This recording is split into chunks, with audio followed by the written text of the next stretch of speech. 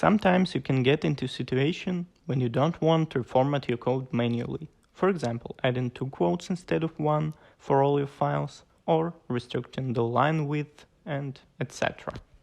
To automate this, you can use package named Prettier. To install it, I'll add this package to the project dependencies, and that's it. Prettier has a default configuration for formatting, but you can easily override it with your own rules. Now I can run Prettier on my files with its default configuration. To do that, I'll run npx prettier with the flag write and regex for files to reformat. After that, I can see that my files were restructured based on the Prettier default config rules. Now I would like to override default Prettier configuration.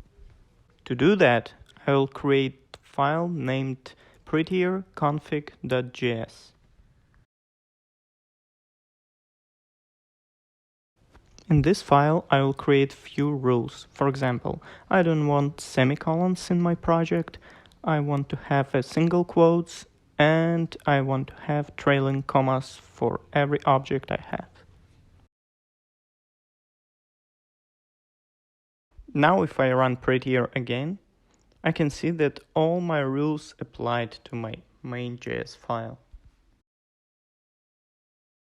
You can find all available rules for Prettier by navigating to prettier.io and selecting Options. Here you can find all the rules provided by Prettier. Thanks for watching.